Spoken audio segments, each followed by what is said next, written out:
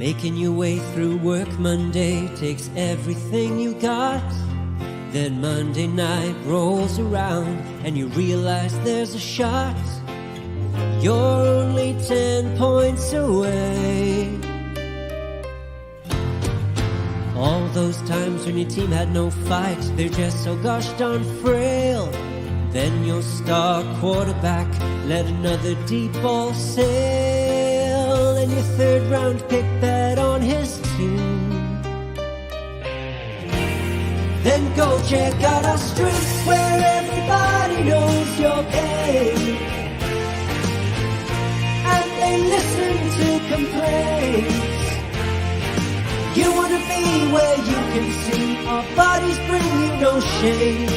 You wanna go where everybody knows your pain.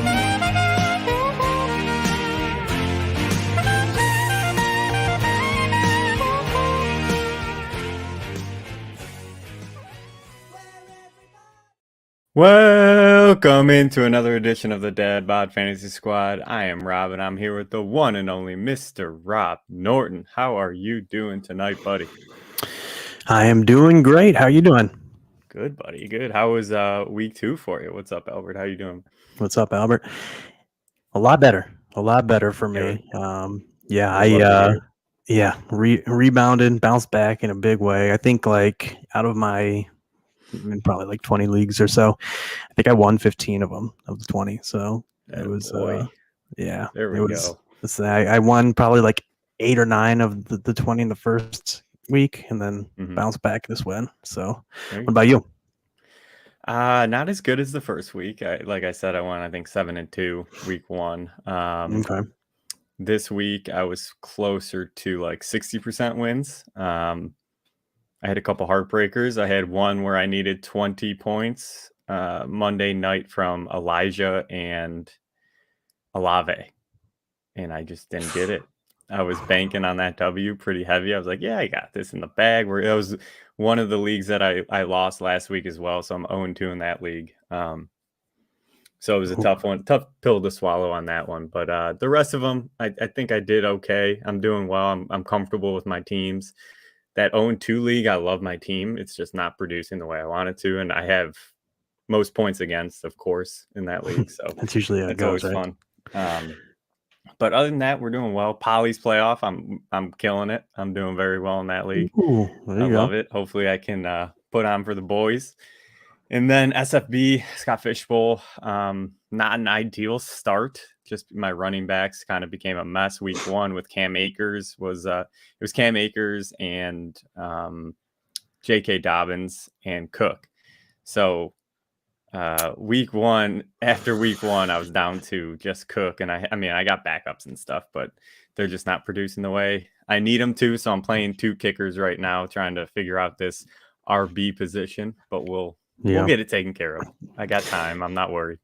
Yeah, no, that's brutal. That's brutal. I have Tiff. Tiff says, wait, you are in 20 leagues, Norton, WTF. I can't even imagine. I can't even manage my 2 leagues. I'll tell you, dude. I'm in, I have the 9 leagues, and then I'm not counting Scott Fish in that. And obviously the Baby Bowl I'm not counting, which, hey, Baby Bowl, babe. You guys are right there. You guys are right there. I'm there. We're coming. We're getting close. I'm struggling. I'm top 15 in the Baby Bowl. So yeah, I think you guys are 13th. 13th. So, yeah. So I think does Mario have his own? No, I don't think so. Okay. That's why I didn't know. I didn't know if you guys. I'm just taking care of it. I was gonna say, have you been doing it? I'll talk to Mario, but we're doing well. We're doing well in the Baby Bowl. I like it. I like it. But I don't count. So I'm not counting Scott Fish. I'm not counting Baby Bowl. I'm not counting Polly's. So I have those 3 as well. And I'll tell you, dude, with what we're doing Sunday after Sunday start sits and all this sort of stuff. So I'm struggling to kind of keep up with everything as well. It's tough, man. My tip always to people when they get more leagues like that, try to find like a consolidator type platform, whether it's like Fantasy Pros or he says, I heard my name, but I missed it. Whether it's Fantasy Pros or whatever site you kind of like the user interface of. I use a Fantasy Pros one, especially because doing the rankings, I get the stuff being able to use it. So No, that makes sense. yeah, so I just use the Fantasy Pros one, and honestly, I kind of use it as like a checklist, pretty much. I mean, you can set autopilot too, just in case if you wanted to. I don't have the autopilot feature on, but I just go through because it syncs every one of my leagues. So I just go down and look at each one. That way, I make sure and then I open that whatever league I'm in on that. I open it on my phone because I prefer to do it like on the phone on the app. Yeah. And then that way I make sure I hit all my leagues and double check Good idea. lineups, double check for waivers, everything like that. Great tip. Maybe I'll do that this week. Set it up. I like the Fantasy Pros platform as well, so probably do that. Yeah, Mario, we were talking about you. Don't worry about it, bro. You can re-listen later. Yeah, can wonder. Nothing bad though. Don't wonder worry for an hour. Don't worry. But Nort, we got a big show tonight. We're doing our waiver wire recap, buy and sell trades, and then we got a new kind of segment. I'm calling a mixed bag. That should be a fun one. I'm excited to get to. But let's get to the news of the day. Let's get this sucker rolling. Browns signed Kareem Hunt after the devastating injury to, honestly, Norton, after Monday night and how everything went down in that game. I was sitting there and I was like, I have no idea how I'm going to get on the podcast and talk football. Dude, it was such a blow. The whole game, everything. And then the Nick Chubb devastating injury where I hope he comes back, but they're talking 2 surgeries, long road to recovery, but we wish him well over here. Obviously, he will always hold a near and dear spot to my heart because he's my favorite player that we've ever had, to be honest with you. But the Browns signed Kareem Hunt. What do you think of this news coming out? Do you think who's the guy to own between Kareem Hunt and Jerome Ford? Jerome Ford for me.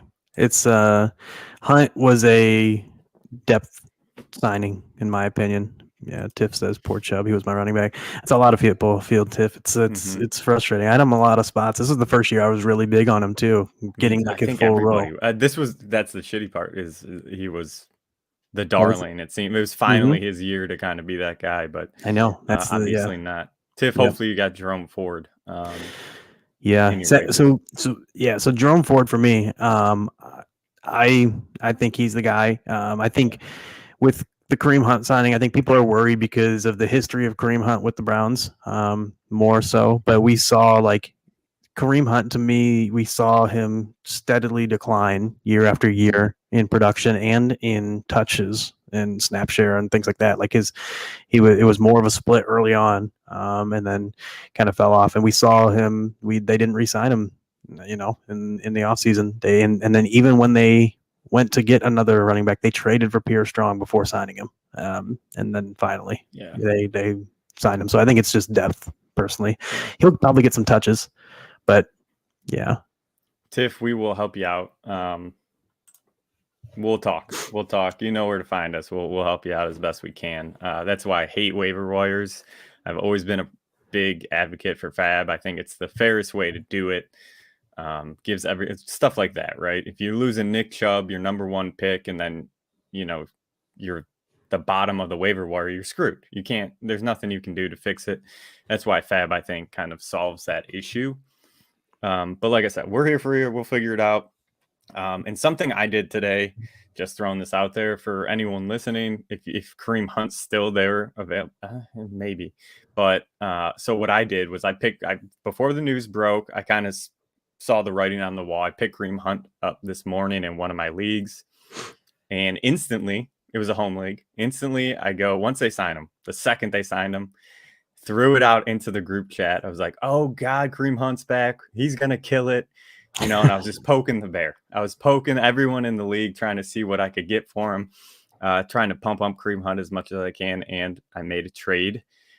Somebody liked him. Someone was a big fan. Obviously, it's a Cleveland league, so some people have some love for Kareem Hunt, and got offered some stuff. And then I countered, and I got a nice haul for what I think Kareem Hunt's worth. So I was very excited with that. But just an idea, if you guys are, if you have Kareem Hunt, if you picked him up this morning or yesterday or something like that, maybe an option. Because again, I don't think Kareem Hunt's going to be the back here. I think it'll be like a 60-30 with some Pierre Strong kind of sprinkled in. It's Yep, kind of I way agree. I work that. Chicago Bears DC resigns. It's a mess in Chicago. I've been saying this the past 2 weeks. I think it's the worst coaching staff in the league. I think they have no idea what they're doing. They got no control over the organization, and it's a mess. And there was weird comments from Justin Fields today. It's just snowballing, and I don't know. I'm not liking it. Yeah, weird situation going on there. I'm sure we're going to find out more soon. But They're in definitely weird. shambles, and I love it. Tiff, the resident Bears hater. I have, I don't like. I've always liked the Bears, but I've always liked Green Bay. It's weird. Like, I'm a Cleveland guy, so I don't care. But yeah, man, they are struggling right now, and I don't see it changing anytime soon. Cam Akers is traded to the Minnesota Vikings. This one was interesting. It kind of just broke. Norton, what are your first reaction thoughts on that? I think this is kind of to me, it's almost like the kill shot to Madison. He was already struggling pretty badly, and he was getting a lot of. The thing was, he was getting a big time role still, and so there was like thought maybe he could turn it. Yeah, they could turn it around. I honestly don't know what to expect between Akers and. Would you start Cousins over Fields this week? Let me pull up the games really quick. It's one of the best matchups you can get. It's against the Chargers. I know their Cousins is against the Chargers in Minnesota, so I might honestly Cousins. Chiefs.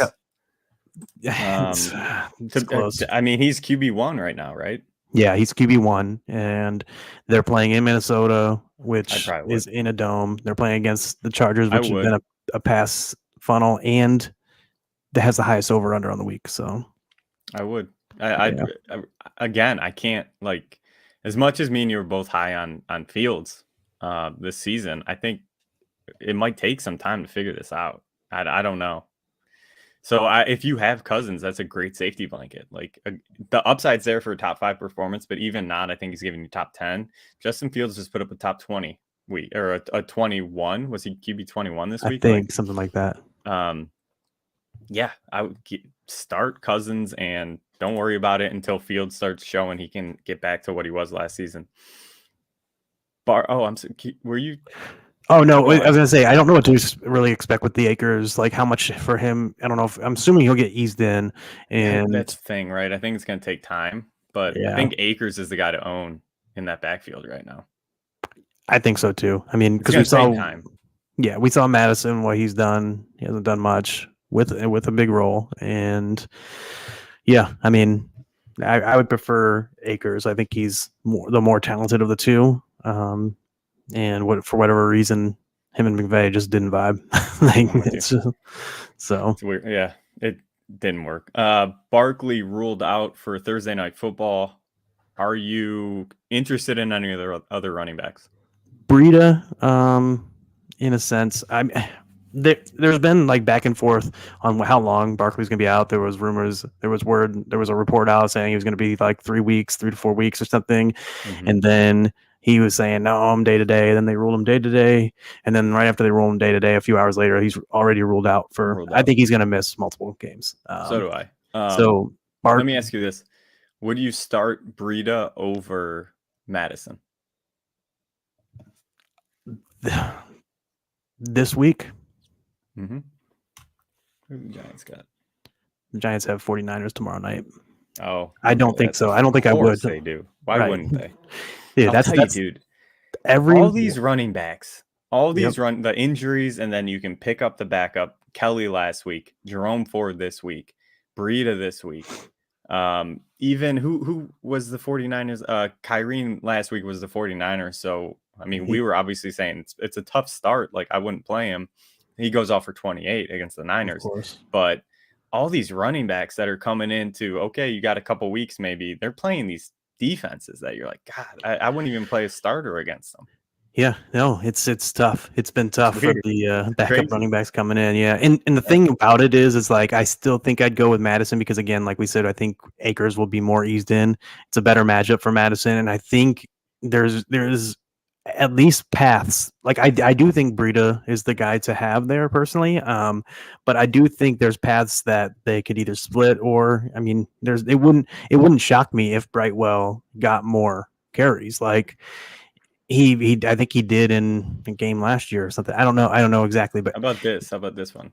If Aaron Jones misses, AJ Dillon against the Saints or Breida?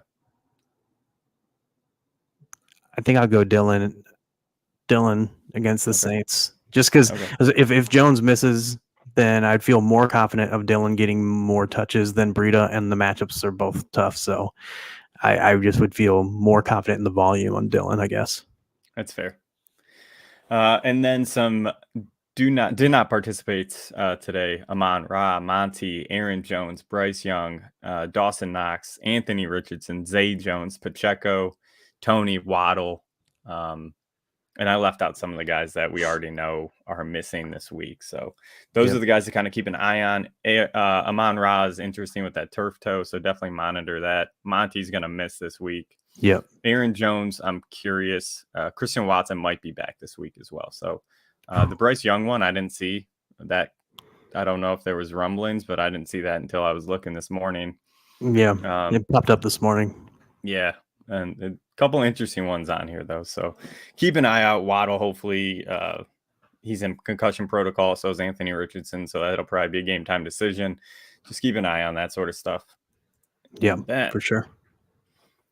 A quick segment, maybe not so quick. We got 4 receivers and 4 running backs. We're going to do a mixed bag. So this is, these are players that had a good week and a bad week through weeks 1 and 2.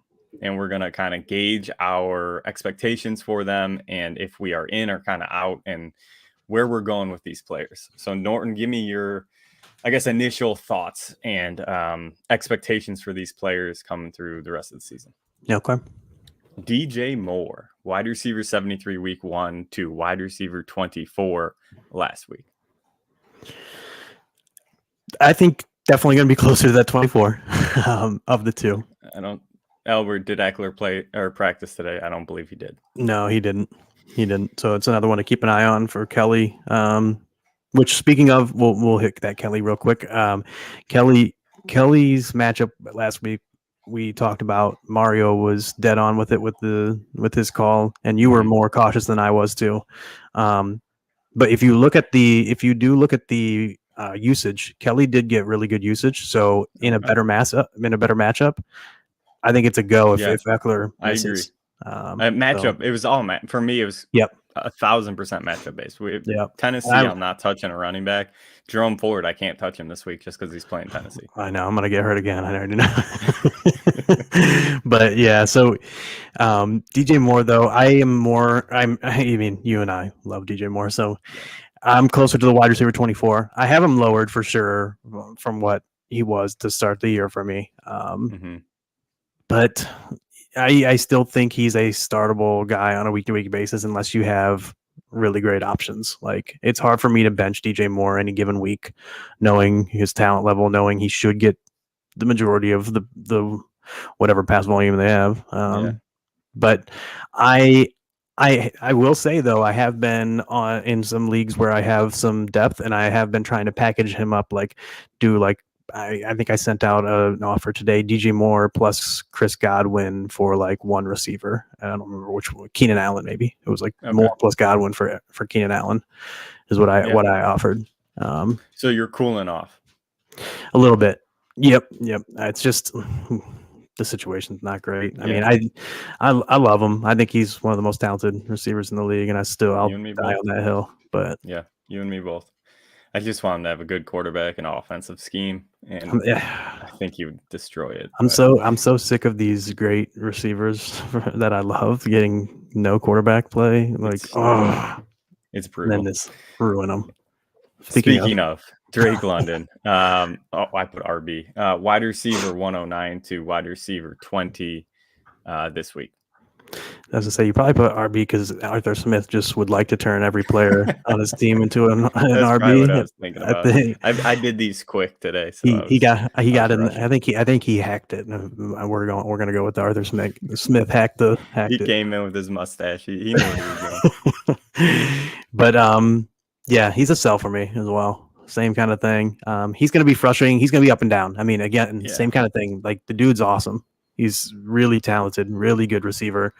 I do think there's going to be more situations where they will throw more often, but the problem is that it could be like 1 week it could be Kyle Pitts that gets the work. 1 week it could be Drake London.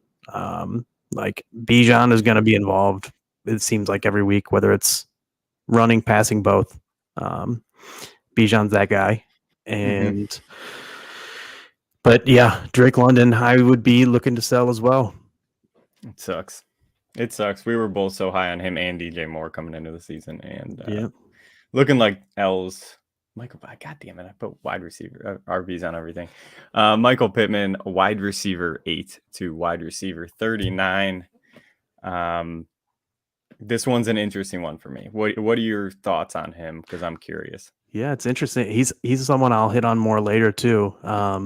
But yeah, he is more of a sell for me. Yeah, I mean, all these I'm interested to hear. Yeah, if you're more because he is a tough one. I mean, he's had like obviously the second week wasn't really that bad, but compared to the first week, obviously was really good. Like wide receiver 8 versus 39. But he got volume both weeks, and it's interesting. I'm interested to hear too what you think on it. Yeah, I'm hoping next week he has a really nice week, and then I would sell. Like if he can put up wide receiver 15 in that range, somewhere around there.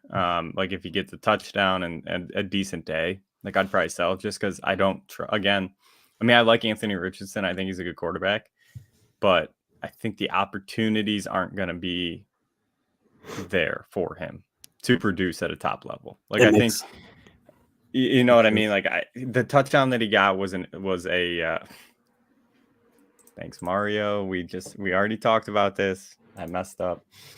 But yeah, I think he's a sell as well. I'm trying to, I think what you're talking about with like DJ Moore, him plus somebody for a package to upgrade that receiver position, something that I'm interested in for all 3 of the receivers that we've talked about so far. Yeah. So interesting thing here. How would you rank the 3 that we talked about? That's a good question. Going forward, rest of the season. DJ, for me, I think it's DJ, Pittman, London.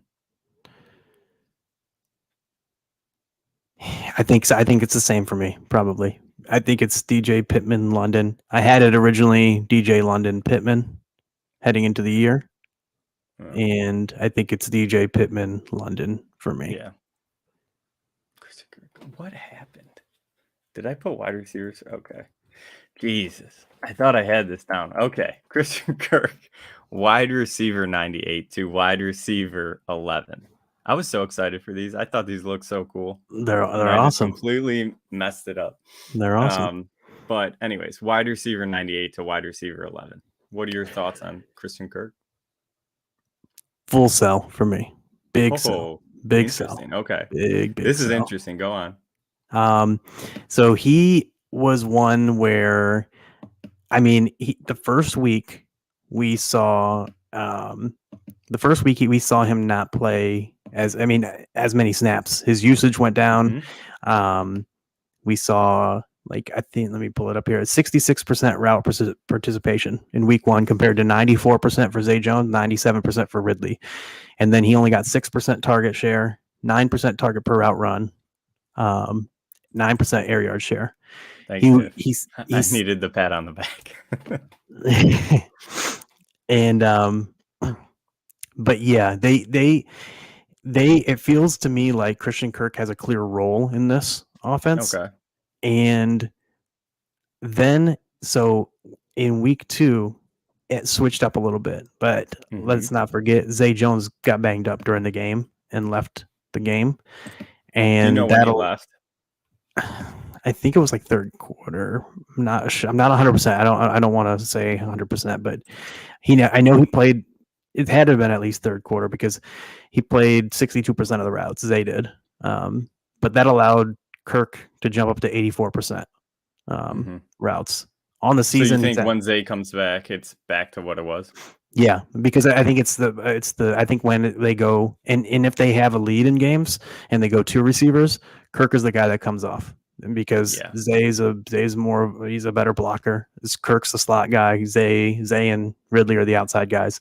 And so yeah, Good question. Christian Kirk. Would you rather have Christian Kirk or Nico Collins? Nico Collins for me. Nico. I think I had him probably close to Kirk heading into the year. They were pretty close for me. Yeah, you guys weren't as high on Kirk as I was. Yeah, I was way. I remember we talked about it you were before. out. I was like, I probably was the lowest of anyone. Mhm. And I've only moved him down since. So like, I'm definitely out. Give me Nico all day. But Yeah, I'm with you on that, Nico, for sure. But yeah, interested to hear what you think though. It's I'm gonna have to go back and rewatch that game, and see exactly what happened with Zay and how the usage was before the injury, and if that kind of gives a light on how they are going to want to use Kirk. I was looking at the numbers, and the numbers looked really good this week with all the route participation and target share and all that sort of stuff. So I was warming up to Kirk, but the injury to Zay, yeah, you're right. I mean, you're right with that. I don't know. To me, it's more because I agree. Yeah, and I agree. Like because 33% target per out run, 36% target share, 23% air yard share. All that's really good this past week. My biggest, like I said, my biggest worry is just that he comes off the field when they go to two wide receiver sets, and if they get leads in games, which I do expect them to be winning more games than not. Yeah. That's like a worry for me, I guess. That yeah, I get it. Role, but I don't think he's like a bad receiver either, though. That's the thing is like I do think he's like a good player. Like I think he's just a really good, solid receiver. It's muddled. The receiver court, the targets there are muddled. Right, there's four guys. Like it's got to work itself out, so it might take a couple weeks, honestly, to figure out who's going to be that second fiddle to. Obviously, Calvin's going to be the number one there. Yeah, I don't think there's any questions about it. It's going to be who's going to be that number two and earn those targets out of the two between Zay and Kirk. Yep. Zay had a really nice week one. Kirk Ingram had a great week two. I think it's going to take a couple weeks, or it could be like this all season where it's just back and forth and it's tough to play any of them because besides Calvin. Yeah. But you just don't know who's going to be that number two option in this. It could be Evan Ingram one week. It could, I was going to say, it could be muddled all week or all season. Ingram, besides Calvin. Yeah, no, I agree. Ingram on the season right now, 83% route participation, 19% target per out run, 18% target share. So that's it's not like that's not anything great. He was better last year, which everyone, though, obviously, without Calvin Ridley, had better numbers. But that's a chunk right there. So if you're taking out 20% off the top, you know Ridley already is going to get 25 probably. Yeah, 25, 26, 27. Yeah. And then, it comes down to Zay and Kirk for that three. Well, they could be around that 20% too, but it's got to be super concentrated among the four for them to pay off. Yeah. I think you're right. Am I selling? Probably not. I'm probably holding him right now just to kind of see how it works itself out. Yeah, for sure. And any injury boosts them too, for sure. Yeah. Yeah. Let's get to the running backs finally. Breece Hall, running back 11 to running back 71 this week. What's your outlook for this backfield? I think it's going to be more Breece Hall as we move on.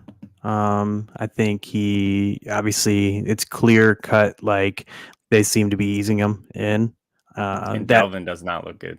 Oh, not at all, man. He's rough. And it's the interesting part is that so Breece played the same amount of snaps, same amount of rush attempts in week 1 and 2. It was 33%, 32%, 33%, rush attempts, 37%, 36%. He's been running a lot of routes, well, at least a decent amount of routes, 19%, 26%. It's interesting, though, that they've been mixing in Michael Carter because that's the part that really hurts all three of them. The fact that he's playing like a third of the snaps. Yeah, Like, it was a third this week, right down. yeah, It was 33, 33, 33. yep. Yeah. So, But and they were down a lot, yeah, right? And if they're down, I don't think they're going to use Brees at all, especially yeah, like early in the season. They're not going to early, want him to yeah, get hurt on something stupid like that. So throw Carter in there for his pass work. Dalvin, again, I just don't think he's showing anything. So I yeah, kind of want no part of Dalvin. yeah. Not Brees, at after all. the week we just saw, he's somebody I might throw a couple flyers at, Yep, trade same. targets. I agree. Just to see, like, feel him out and be like, hey, Brees just had a terrible week. What are you looking for? And kind of just feel it out. But I think he's going to be just fine. And he's somebody He's one of those I think he's guys. going to have a really good season. Yeah, he's one of those guys that you are the prototypical like late season league winner type kind of guys that you acquire week 4, week 6, and they go on a huge run late in the season. Assuming he stays healthy and gets healthier, obviously that's a hard ask for any running back. But he looks healthy. I think he's just got to get in shape. Like he yeah, was just getting winded, and he didn't have that like long stamina. right. But yeah, I'm with you, dude. I think he's a league winner down the stretch for you. Travis Etienne, this whole Jags offense did not look great. RB6 to RB39 this week. Thoughts? Oh man, he's a tough one for me because after that first week, it was interesting because first half it was kind of rough. Second half he was awesome. Overall on the game he was awesome in general for the first game. Mm-hmm. Second game, a lot of the stuff went down. Like his routes dropped, or his snaps dropped a little bit. The routes went way down. Targets went way down. Target per out run went way down. Which those are the things that I want to keep monitoring. For me, he's kind of like a hold because he's done better than I expected him to. I was pretty low on him heading into the year. He's got more usage than I expected. Tank Bigsby hasn't taken over as much as I thought he might at this point. And don't look like he's gonna. Yeah, exactly. So Travis Etienne, I want to monitor the targets, the routes, the targets per out run, that kind of stuff. Mm-hmm. For me, I think it'll come. Yeah. I think this game was just weird. They were pressing. Lawrence didn't look good. Everything was downfield. Like it just didn't come together this week for them. But the thing that I'm in love with Etienne, again, the big question coming into the season was what is Bigsby gonna do to him? He was on the field 82% last week. He was on the field 72% this week. Like if those numbers hold, I think he's fine. I think he's going to be great for fantasy. He'll get the work. This offense will start clicking at some point. And when that offense starts going, if he's on the field for 80% of the snaps, I think it's a sure like top 15 RB production week in and week out. It just this week, some weeks are like this, right? It just didn't come together for the offense as a whole. And I think they'll get back on track, and I think Etienne's going to be just fine. Dude, that's the thing is that it's honestly, like, especially we talk about running backs anymore in today's age, like you don't even like it doesn't even committees don't even bother us as much as they used to. Like we know that most are in a committee, right? He currently has on the season 76% snap share. That's like 4th or 7th. I was gonna say top. It's got to be like top 5, at least top 10. Yeah, it's top 10 for sure. There's only 4 guys that have 80%. So if he's getting that 80%, like that's crazy. That's what I'm saying. That's elite usage. So and I didn't expect that. I was thinking he was going to be more around 60%. So and I didn't expect like him to get as many routes either. So that's why I'm like I want to keep monitoring those. If he's playing 70% plus snaps on a weekly basis and he's running like 60+% routes, 70+% routes, I'm in. I mean, that's what I want to see from him, and that was my biggest worry about him. Yeah, I'm with you, dude. I just think it was one of those weeks, happens to the best offenses, and it was just one of those weeks. I think he'll be just okay. Tyler Algier, RB4 to RB49 this week. This was an interesting one. I didn't anticipate it being that drastic of a drop off. What are you doing with him for the rest of the season? I'm selling if I can. I didn't expect him to be as good as he was week one. I mean, because the thing that was crazy too was he had 18% target share in week one, 45% routes, and those dropped to 0% target share and 26% routes in week two, and then he had 44% snaps. I mean, the whole offense flipped, right? Like it's an interesting. So I think he's fine. I think he has in matchups where you're expecting them to kind of run a lot, which is probably most with Arthur Smith, but he probably has like flex appeal in leagues depending. But he's one of the best handcuffs there is too. Like he's one of the highest upsides as a handcuff. But if anyone is running back needy, I would have no problem selling him because I think his value really is mostly as a handcuff, whereas some people will probably see him as a guy they feel okay starting on a weekly basis because of the way the offense is. Me, I would not love starting him if he's only getting 44% snaps and no routes. Yeah, really. That's the thing, right? That was the weird part, right, is week one he got 56% of snaps, 29 snaps. Week two, 44, but had 36 snaps. So he had more snaps this week than he did week one. Mm-hmm. And just didn't produce. Like it was a different. I mean, it was weird. It was a weird thing to see this Atlanta offense kind of go. It was more pass heavy than I thought they were going to be, which is good for Drake London.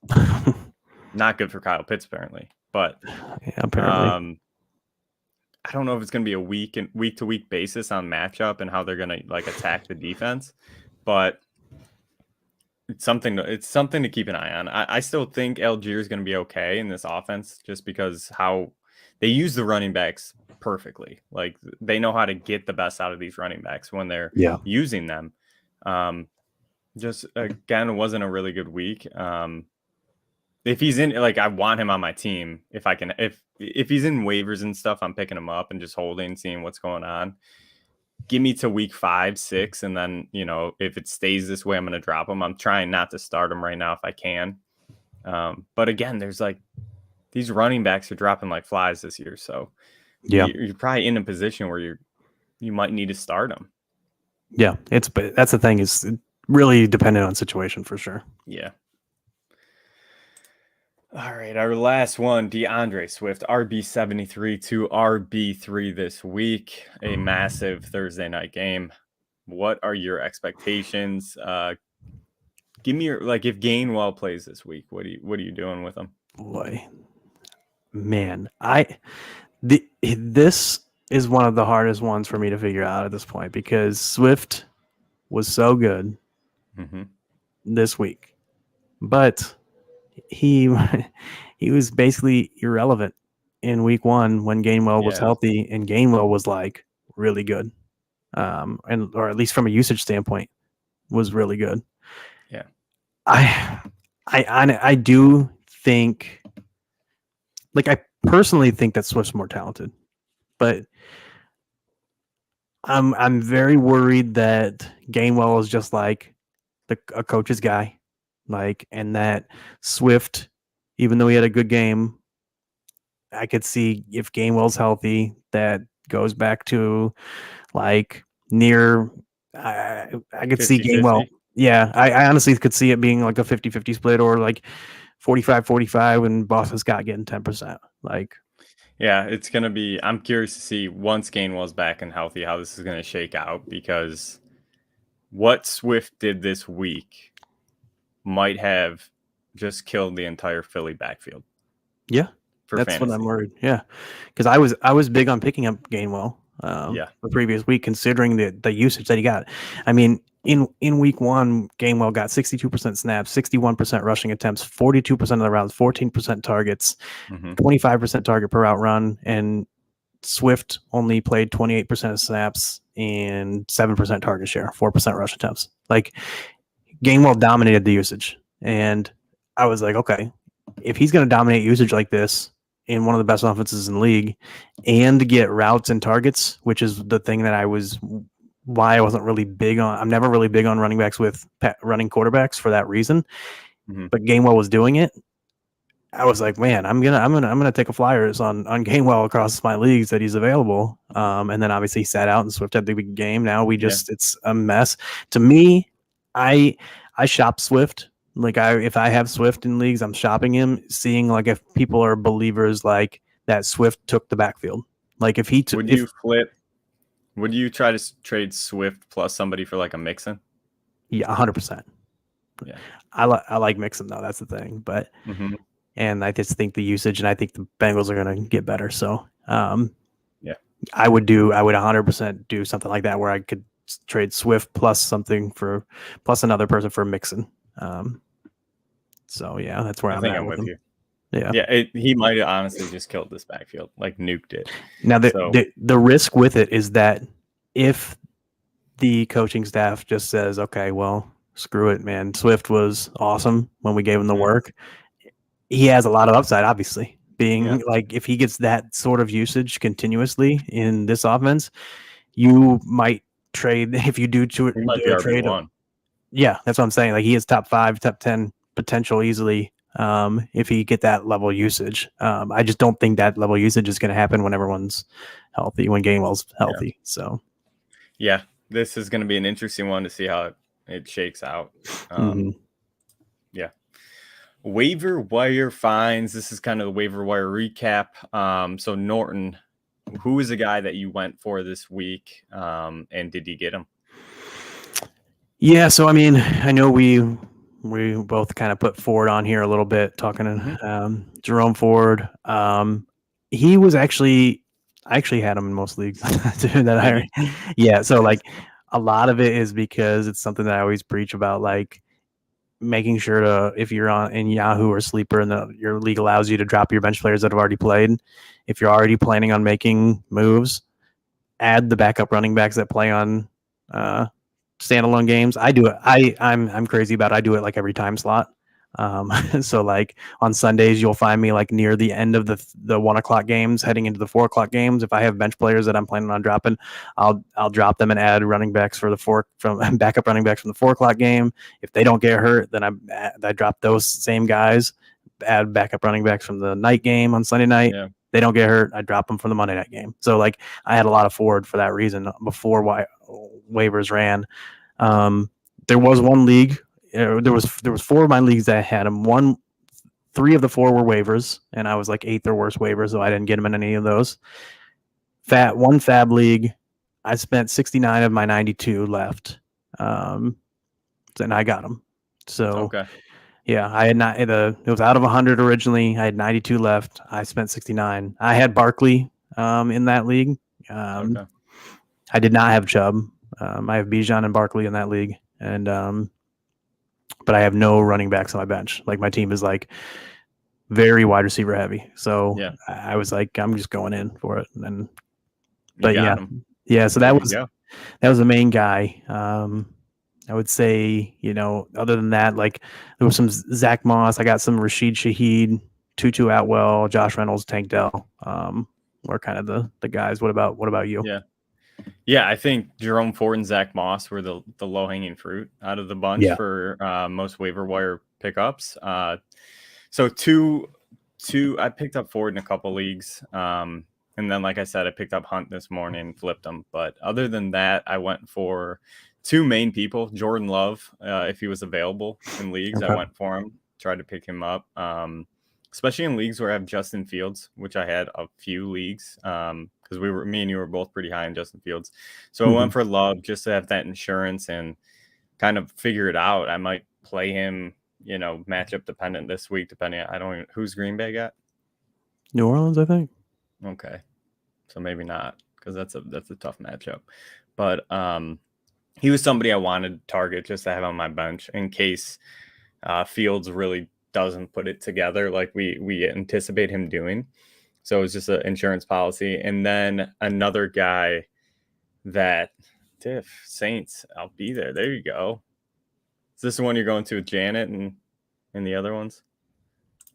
It's love season, baby. Yeah, I've heard it all week from Mario. So don't worry. I'm well aware it's love season. And then the other, you mentioned him, a guy that I went and targeted was Tank Dell. I threw some not a ton of fab just because he might even still be there in your waivers. Like he's somebody I'm targeting right now. Even I'm looking at my benches and seeing if I could drop somebody and pick him up. Some really good numbers. 48% at snaps week 1, jumped up to 79% week 2. 4 targets in week 1. He led the team this week with 10. And we heard, I think it was even before they drafted him, Stroud made it known to the GM that he wanted Tank Dell on this team. So they have good rapport. Seems like a guy that Stroud really wanted to get on this team. And he's somebody that, if his rate stays around 79%, his snaps, I think he's somebody that could surprise a lot of people and do some damage in the back half of the season. I think Nico's going to be the number 1 there, but if Tank Dell takes over that number 2 role in this offense and Stroud is passing how he did this week, I think he can put up some pretty decent numbers. And then just a name I'm going to throw out there for tight ends, Zach Ertz. No one's really talking about him. 18 targets in 2 games. He leads the team for Arizona. I didn't see that coming this season. I thought it was going to be the Trey McBride show there, but same. It is Zach Ertz, and Zach Ertz is getting all the targets in Arizona. Somebody you should be targeting because he's not going to kill the week for you. He's not going to be a top 5 or unless he gets a touchdown. But if he's putting up 8 receptions and 40, 50 yards, like that's a decent day for a tight end, and it seems like he's going to do that week in and week out. Yeah, no, that makes sense. I like all the calls there. To add to the Tank Dell thing, at 46% routes in week 1 jumped to 82 in week 2. 16% target per route run to 22%, 9% target share to 23% target share, 13% air yard share to 21% air yard share. So it all improving. I'm interested to hear your thoughts between Tank Dell versus Tutu, who you prefer. Because I know that's I was gonna say that was one of the bigger, like, I feel like decision points for a lot of people. Close. Yeah. I think I've gone back and forth on it, to be honest. Tutu, like, obviously I had 2 strong games, so like that's a little bit more promising, but Tank might have more long-term appeal considering we're expecting Cooper Kupp to come back. That's my thing, right? Like I think Tank, like right now, I think Tank and Tutu could be very similar output.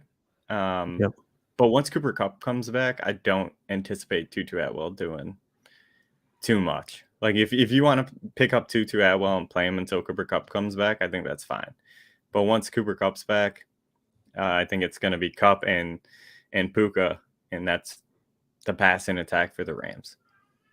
So long term, that's what I'm saying. Like if I can pick up Tank Dell now and stash him on my bench, I think by week 6, 7, if he takes over that number 2 role, which I think he's going to, and it also hinges on like what happens with John Mechie now that he's back, right? So like, is he going to come back and look the same that he did in Alabama before, the leukemia and an ACL coming into the season, or his ankle? Yeah, I'm not 100% sure. One of the 2. He was hurt coming in.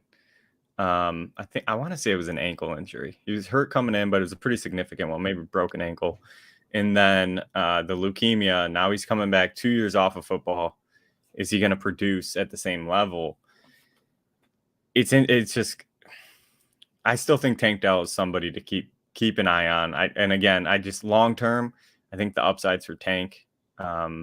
Short term, probably 2-2 for the next couple weeks. But if I'm picking up one of these guys, I'm probably not anticipating playing them right away.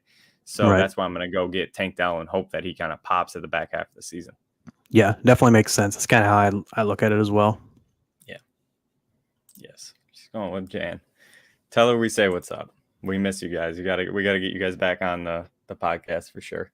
And then let's get into some buy-sell trades. Norton, give me a player that you were actively going out and trying to trade for right now. Yeah, so I kind of lumped 2 guys together because I think they're similar. Josh Jacobs and Joe Mixon. We kind of mentioned Mixon a little bit earlier when we were talking Swift. But so Josh Jacobs, Joe Mixon, both of them have disappointed so far on the season. But I still think both of them are top 10 running backs moving forward. I know a lot of people probably won't have them, especially Mixon, because probably people didn't have Mixon top 10 heading in. But considering the injuries we've had to top guys, considering what the landscape looks like right now, I don't know like how many guys are going to get better usage than these guys. Like Jacobs on the season is 1, 2, 3, 4, 6th in snap percentage at 77%, and Mixon's like not far behind at 72%. Jacobs has a 52% route participation, and Mixon 53% route participation, and then their target shares both really good too. Jacobs is only trailing Bijan Robinson in target share among running backs, and Joe Mixon is at 14%, which is a pretty high, top 10 as well. So yeah, I mean, these guys are a couple guys that I'm more confident in Mixon being like, I'm more confident in Jacobs as a player, but I'm more confident in Mixon's offense turning around. So yeah, I'm with you. I think those are two guys that you can go get. I like the packages that you're talking about: Kyrene, Zach Moss, Jerome Ford, even plus like a playable receiver, maybe going to get one of these guys, because I think again the injuries to the running back positions that we've seen so far, they should be top 10 for the rest of the season. Joe Ward, another one of my old roommate in college, crazy Browns fan. My season is dedicated to Nick Chubb. Luckily, I grabbed Kareem Hunt and not Jerome Ford. You are insane, my friend. It's going to be the Jerome Ford show. I'm here for it. I think he's going to put on. I love me some Hunt, but I just don't think he's going to be the guy. I feel like people like are very like tied to Kareem Hunt from past years. Is what I've noticed. Like I've had multiple people messaging me like it's a love for him. Like if you're a Cleveland Browns fan, you love Kareem Hunt. Right. That's and I think that's what it's like. They kind of like can't set that aside, and it's like he's not the to me like he's just not the same player as he used to be. Like, I mean, everyone gets older and loses that step, and you know, especially when you're playing against the best players in the league. Like, it's hard for me to like. I don't know. Like I had multiple people literally like DM me today and say they're so glad they didn't spend on Ford because of Kareem Hunt, and I was like, Kareem Hunt. I mean, I was like, Ford still I'm still spending on Ford. And again, that's why I picked up Kareem Hunt in the league and flipped him, because there's people that, again, we could both be wrong, and Kareem Hunt could be the number one back for the Browns, but I just don't see it. I don't see it coming. I think it's going to be Jerome Ford, and same. You know, if I miss, I miss, but I still think it's going to be Jerome Ford moving forward. For me, for a buy this week, Tiff will probably love this one. I am going for Christian Watson. Definitely a risky play coming off the injury. But literally the only knock I had on him coming into this season was can Jordan Love get him the ball enough and at a good enough clip and quality balls. Can he get him quality balls? I think Jordan Love proved it over the first 2 weeks of the season. Jordan Love looks way better than I anticipated him looking. So that's why I think Christian Watson has every tool available to be a top 10 wide receiver. Now, Jordan Love has shown that I think he can make Christian Watson a top 10 receiver.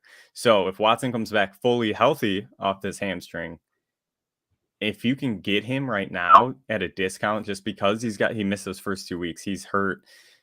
People might be a little scared off. They might need to plug a player in this week. If you can go get him right now, I think it's a smash play. If you can like wait a week to play him, I'm going to get him if I can. Yep, I'm 100% with you. I mean, you know how much I was on Christian Watson. Yeah, I started Swift last week, and a lot of people are calling me the fantasy prodigy. Okay, hey Joe, you got me on that one, dude. I did not anticipate Swift coming in like that. I didn't. So sometimes you overthink it, right, Norton? Yeah, that is true. You got too many numbers floating around in your head, and sometimes you just overthink it. They mess you up, man. They'll mess you up. Give me another player you are going out right now and getting. Jahmyr Gibbs, sticking with the running back theme. It might be tough though, considering people are going to be higher now that Monty's hurt. Yeah. But I honestly think he's got top 10 upside at this point. Every time I've watched him out there, insanely fast and explosive. And he may not see like as much of an uptick in rushing work, like carries, that we might think with Monty out, but he will definitely see extra routes, passing work. Last week, once Monty went down, his routes participation jumped to 67%, and on the season, which that number is elite, and his 33% target per route run trails only Javonte Williams among running backs with regular work. His 17% target share only trails Bijan and Josh Jacobs, and that's in like 40% or something like that of the snaps. So you're 38% of snaps. So this guy, heading into the year, a lot of the comps were Alvin Kamara, right?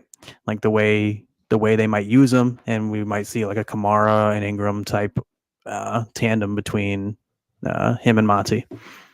He, like, to me, and Jared Goff, we've seen targets running backs too. So I'm trying same kind of thing. Like, I think for me, I'm like going out there in all my leagues and I'm offering up like Swift plus whatever for any three of Jacobs, Mixon, Gibbs. Like, I'm trying to upgrade. I'm trying to grab any of these like Ford, Kyron Williams, Moss, all these guys who've come into big roles and had big games, and flip them plus a piece. Even for Kyron? Kyron is the one that's a little bit tricky because the usage is wild. The usage is insane, man. That's a part that's crazy to me. He's third in snaps at 82%. He's gotten 76% of routes, 12% of targets, 13% of target per route run, which, like, the targets percentage and the target per route run isn't like elite levels, but it's still good. Yeah, it's good enough. Right, it's good enough. The thing I'm worried about with Kyron is like them coming down, because they're playing at such a pace right now that's just like crazy. Like, they're playing super fast pace. They're playing a ton of plays, a ton of pass plays, which helps everyone. So I don't know for sure if I would do Kyron plus. Kyron now to me he's more of a hold now that they got rid of Cam. Like, now that Cam Akers is gone, it's like, who's there? It's gonna be Williams the rest of the season. So it's an interesting one for sure. So I guess this will be interesting to hear. How would you rank Jacobs, Mixon, Gibbs, and Kyron rest of the season? That's a good question. That's a really good question.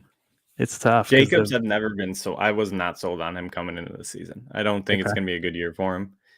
I would probably go Mixon, Gibbs, Kyron, Jacobs. Okay.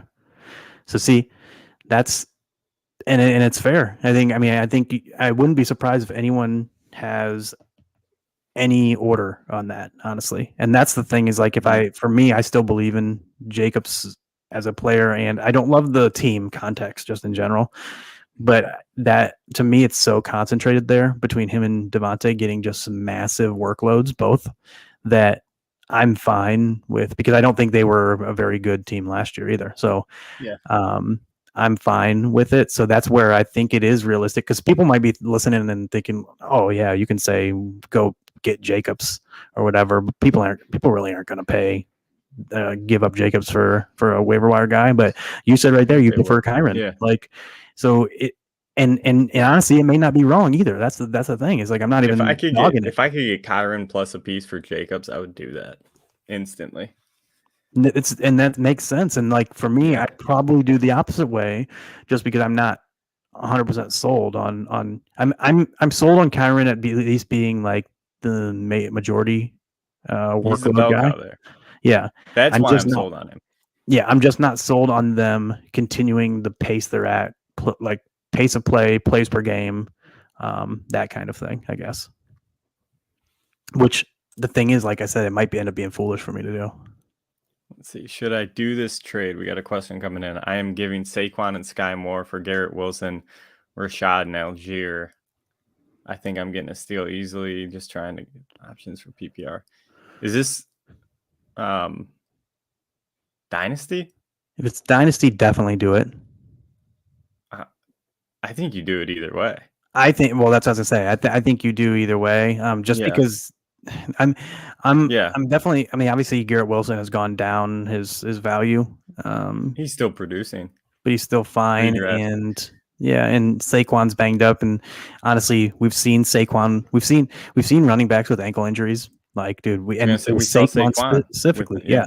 And it lingers, dude. That's the thing that people don't understand is like, it's gonna. I bet you he misses 2 to 3 games, and I bet you the first couple games back. Yeah, I bet you the first couple of games back, he's still not quite the same. And now we're gonna be looking at basically half the season of lost production from him.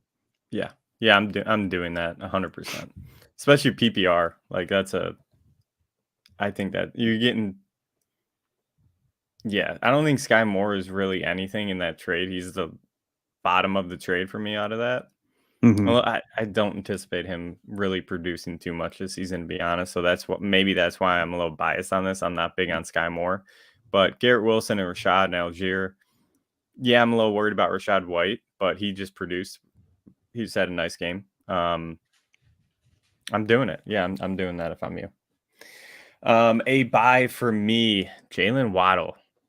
He's starting the season a little slow. Wide receiver 31, wide receiver 43, which is why I'm saying you can hopefully get him right now with the lack of production through the first 2 weeks.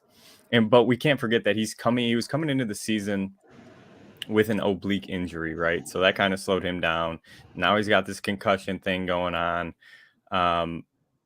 But once he's fully healed up, I fully anticipate him being back into like the top 15 wide receiver week in and week out. Some really good underlying metrics, 2.36 yards per route run. That's wide receiver 19. He's 9th in yards after catch. He's got a 14.9 yards per target, which is wide receiver 3. That's great to see. He's got 2.36 fantasy points per target, wide receiver 15. Like, I think once he's fully healthy, he'll get more targets. He'll get a better target share in this offense, and he'll be producing at wide receiver 15 levels. And if you can get him right now at some sort of discount with how slow he started, just because he's been injured, I think it's somebody that you can go get, and you can get him at a pretty decent price. Yep, I agree. And his is concussion, right? Mm-hmm. Okay. Yeah, but I think Tyreek Hill came out. They said he's fine. He's fine. Yeah, and so he's just in concussion protocol. But again, the big thing was the oblique coming into the season kind of slowed him down a little bit. Once that's fully healed, I think he's gonna be right where he was last season. I agree, and that's what I was gonna say is that concussion.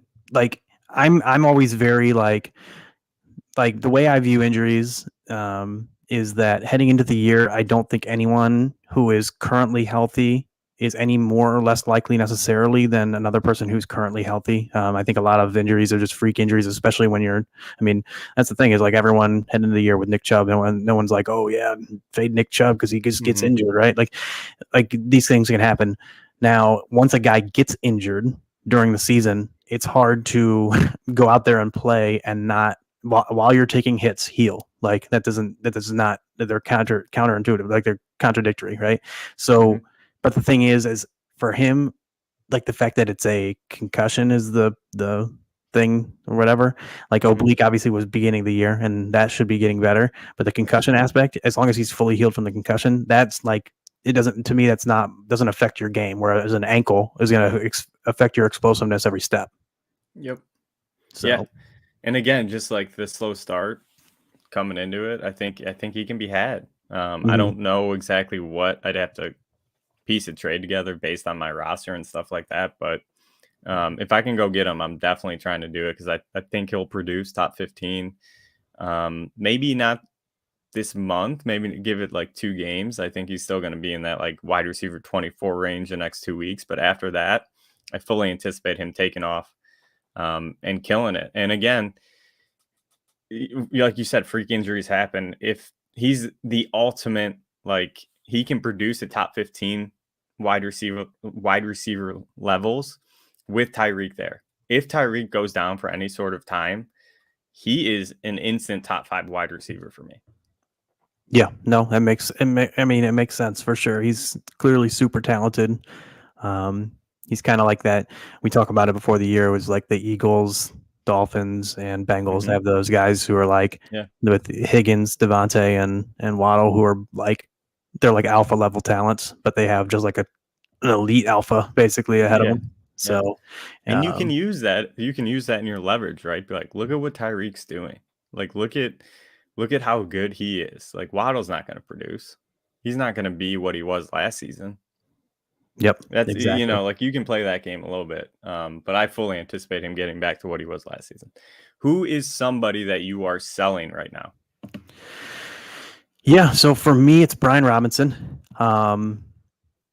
Again, we talked about the running back landscape. People need running backs right now. Like it's a tough scene out there with the way guys are going down and underperforming.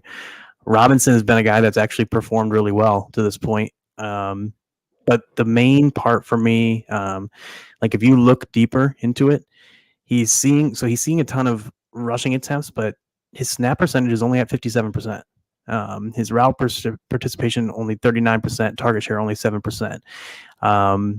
Antonio Gibson, I mean, to me, he's been a drop. Like I've been saying to drop him if you have him, and for any of these other guys. And while he hasn't done anything, he is playing nearly all the long down and distance and 2-minute drill snaps. And I do expect the Commanders to be trailing more often and in those like situations more often than they have to this point in the season. When that happens, that's when Gibson's on the field. So I don't think Brian Robinson can keep up this production. So I'd be trying to get out from him. Again, he's another guy. I'd trade Brian Robinson plus whatever to get one of those guys I named before. I don't know how likely that is. It probably really depends on the person in your league and your league context. But if that person is hurting at running back in terms of like their second running back, and say you have like Robinson and Swift or something, and they have like Mixon and nobody else because they're really banged up, they may do something like that. Yeah, I like where you're coming from. I got a little bit more love for Robinson than it sounds like you do. Yeah, I just think last year he wasn't really efficient because he was coming off that serious injury. Yeah, he got shot. So, coming in fully healthy, I think he looks way better than he did last season. You might be right though. Like it could just be by the end of the season, the snap share could be closer like 50-50 with these two if Washington starts losing, but I think their defense is good enough to keep them in those games where for Robinson to stay on the field. But yeah, I fully get if you can trade Robinson and go get Joe Mixon, like I'm doing that as well.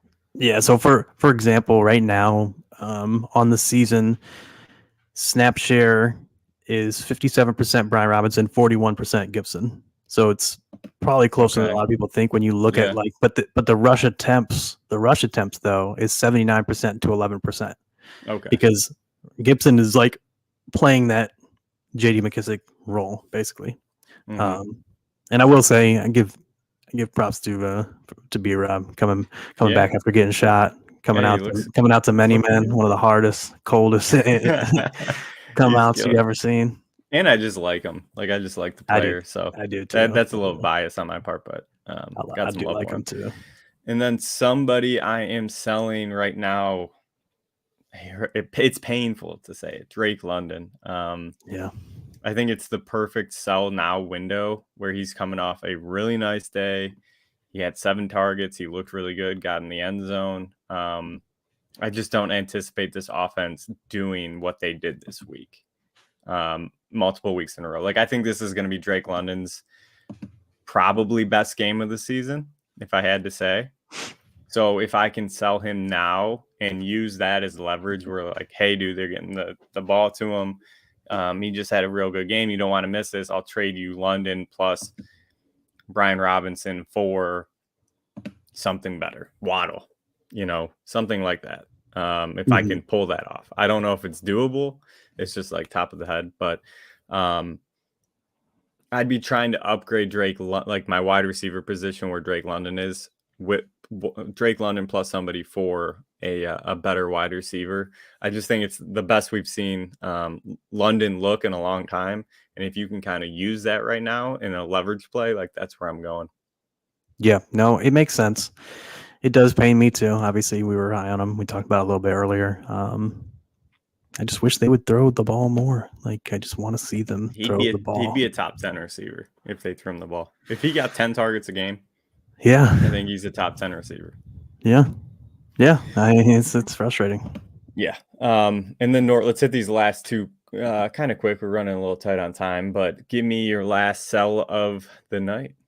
Yeah, I kind of mentioned it earlier with Michael Pittman. And really it's just the fact that I think like he's kind of maxing out right now. He's been really, really good. And I like Richardson. I think he's a better passer than people give him credit for. I talked about it beforehand. Plus, I do love his running.